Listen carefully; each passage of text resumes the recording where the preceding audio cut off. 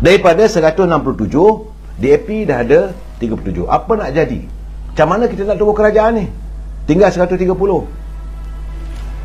Dalam keadaan begini, Parti Keadilan Rakyat PKR sudah pun membina kembali imej mereka setelah dia kalah teruk. Dia kalah di Sarawak, dia kalah di Sabah, dia kalah di Melaka, dia kalah di Johor.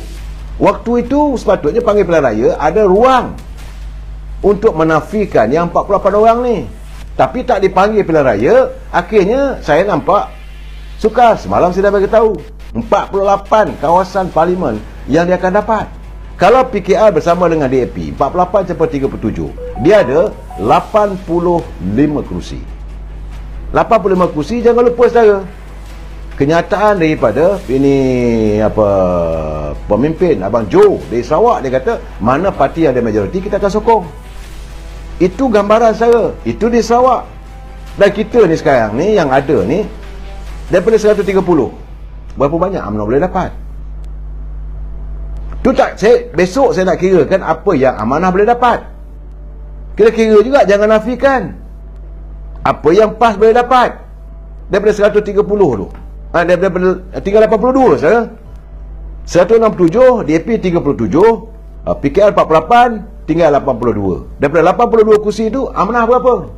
Seandainya Amanah pula dia dapat dalam sebelah apa semua tu, jadi artinya dia tinggal berapa? Dia dah, kita tinggal kalau sebelah 82 tolak sebelah, jadi 71. Saya bagaimana PAS tak boleh kata-kata PAS uyup semana, tak ada. Cuma dalam keadaan segini saya kira untuk Semenanjung ni UMNO dapat katalah 67 kursi, dan mungkin membantu, yang mungkin membantu adalah UMNO Sabah yang telah pun mengadakan konvensyennya. Dan UMNO Sabah pun dia boleh bantu sekitar dalam 16 kursi saya lihat. Daripada 24, 8 tu jangan kita fikirkan kita boleh sapu semua. Berpijak di bumi nyata saya, jangan cakap berdegar-degar. Akhirnya ke mana kita? Akhirnya Barisan Nasional 83 saudara. Memanglah untuk 83 kita boleh bentuk kerajaan kalau kita bersama dengan daripada di Sarawak. Tapi Sarawak pun dalam 25, 83, 25, 108. Ini keadaan saudara. Sebab itu kita jangan cakap besar.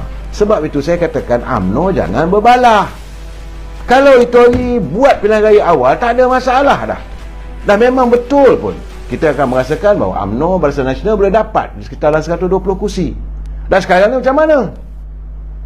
Kita akan mengalami keadaan yang sama. Dan besar kemungkinan nak tubuh kerajaan pun tak boleh. Saya dah bagi tahu, besok saya akan bercakap bagaimana Parti Peribumi akan hanyut terus. Parti Pejuang tak saya cakap lah.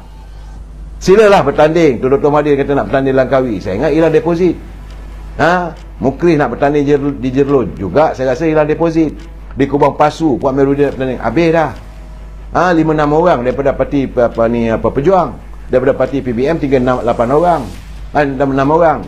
Dan splinter ataupun yang keluar daripada Parti Keadilan, yang dibawa oleh Azmin apa semua, saya tak nampak ada masa depan.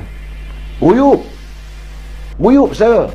Sebab bila rakyat memilih, kalau kita buat pilihan raya itu lagi, selepas saja Johor, dalam katalah sebulan ke ataupun 2 minggu, 3 minggu lepas itu kita buat pilihan raya saudara, paling tidak pun sejumlah 19 kursi yang kononnya orang Azmin tu kita dapat tawan daripada Parti Keadilan.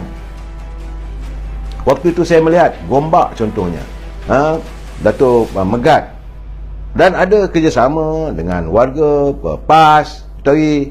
Saya rasa Dato' Megat boleh menang. Parti Keadilan sudah pun muncul balik. Dia dapat tenaga baru. Dia bukan dapat hayatnya macam mana PBM dapat hayat, ditangguhkan lagi. Tapi sekarang macam mana? Anak-anak muda bersama UMNO sekarang setuju sama Laizi Rizal. Tapi berapa? Let us move, betul-betul. Dan saya cerita sekarang ni supaya kita sedar diri dan bekerja tingkatkan usaha. Dan keadaan sekarang ni UMNO masuk gelanggang kali ini dengan keadaan serba kekurangan. Betul kita kerajaan, tapi kerajaannya pimpinan Datuk Ismail Sabri. Malahan sekarang ni masalah yang kita hadapi apabila kita nak ubah pindah perlembagaan pun masih lagi ROS berkuasa dan menunjukkan bahawa mereka belum lagi bersetuju. Sedangkan kerajaan hari ini dipimpin oleh orang UMNO. Kenapa perlu yang awak Perdana Menteri terpaksa tunggu sampai 16 bulan? Dia sepatutnya boleh panggil saja. Hamzah, mari sini. Aku nak tanya kau, ini parti aku.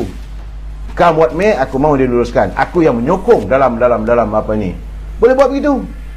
Kenapa masih ada tunggulah sampai 16 bulan? Why? Dan waktu yang sama sekarang ni Muhyiddin terus terang, kononnya dia nakkan parti ni ada daripada jawatan Timbalan Perdana Menteri. Dah ada pula kata tadi Azmin Ali. Kalau Azmin Ali Timbalan Perdana Menteri, kononnya nak menyelamatkan di kawasan Gombak. Saya kata kau pegang jawatan Perdana Menteri pun kamu akan tumbang di Gombak, men. Tak usah fikirlah. Kalau nak menyelamatkan keadaan supaya calon, tak ada dah. Besok saya akan bagi tahu kenapa. Memang dari segi undi tu lagi Azmin Ali dapat 70,000 lebih. Tapi tidak sekarang. Megat boleh dapat.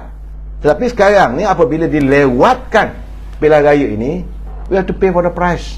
Sebab itu saya katakan, semakin kita melewatkan tarikh pilihan raya, lagi kita tangguh 2 bulan, 3 bulan, 4 bulan ataupun setahun, maka seolah-olah Putrajaya membina highway untuk Datuk Seri Anwar Ibrahim dengan senyum, dengan tenang bawa kereta speed highway zoom untuk berada di anjung kuasa di Putrajaya. Jangan salahkan siapa, salahkan diri sendiri. Kita warga UMNO harus berusaha. Bagaimanapun saya harap kalau boleh biarlah. Jadi saudara Syam Nazri, kalau ini terjadi PRU12, kita terpaksa berkongsi kuasa dengan PBM. Nak kongsi kuasa dengan PBM mana? PBM kalah. Parti Bumi Bersatu tak ada nyawa dah, saudara. Buat macam mana pun saya berani cakap, tak ada. Sekarang ni macam saya kata, tinggal 82 kursi. 37 DAP dah ambil, 48 PKR. UMNO yang nak tinggal sekarang 82. Amanah pula kata ambil 11. Tinggallah lagi 71. Itu pun kalau UMNO dapat semua. Jangan lupa ada PAS. Katalah okeylah nak kongsi dengan 70 kursi kosong, apa benda? Waklu lah dalam keadaan sekarang. Ini keadaan yang kita hadapi. Sebab itu tiap-tiap malam saya marah. Saya menyatakan kita membina highway untuk parti keadilan. Sedangkan parti kita ditinggalkan. Kita lihat konon-konon, okey, aku dalam berkuasa sekarang ni, aku buat ini, catu aku ni betul, kononnya PBM gitu. Orang dah tak nak dah PBM. Rakyat dendam dengan PBM lebih teruk daripada dendam pada Pakatan Harapan. Kerana rakyat terkurung begitu lama. Waktu itulah kononnya ada belanja, kena peruntukan itulah apa semua. You tak boleh bagi alasan. Dendam kerajaan rakyat, warga punya dendam pada parti Pribumi ni, Tuhan aja yang tahu. Kerana mereka hilang pekerjaan. They have total loss in their life. Dan sekarang ni nak minta balik untuk sokong mereka. Nahi lah jawabnya. Sebab itu saya katakan, walaupun parti keadilan dalam begitu, mereka masih ada lagi kekuatan mereka. Kita ni UMNO yang saya katakan dah bercempera. Kononnya nak adakan pertandingan supaya presiden disingkirkan. Lagi orang fed up. Bercempera dengan UMNO. Apa nak jadi? Saudara Kemasan, waklu lah.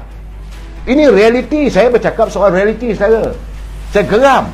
Kerana tidak lain tak bukan, lain tak ada. Orang yang berada di mahkamah sekarang ini dibicarakan, dia jatuh hukum pasal apa? Apakah besok bila selesai nanti akan ada pula tuduhan Tan Sri Muhyiddin, Tan Sri Muhyiddin pula salah? Saya bukan begitu sikap saya, saudara. Kita jangan menjatuhkan hukum, sebab no one is guilty unless proven by the court. Siapa saja pergi bercara di mahkamah, biarlah hakim menentukan. Prosesnya Mahkamah Tinggi, Mahkamah Rayuan, dan akhir sekali Mahkamah Persekutuan. Kalau tiga-tiga dah tentukan, barulah katakan okey, mahkamah dah tetapkan kamu bersalah. Ini belum apa-apa, hanya mendengar kenyataan daripada pendakwa raya. Lunyai Presiden UMNO, saya bertanggungjawab. Sebab itu saya katakan, kalau anak kita ni sebagai anak, orang kata mak bapak kita bagai anak rak kedai kopi, kita nggih, kita ketawa, kita ni anak yang bacot. Sebab itu saya kata, bila bercakap benda ni, saya naik darah saya. Sebab saya merasakan parti saya ni sedang dalam keadaan yang tergugat. Siapa yang menggugat? Kita dari dalam.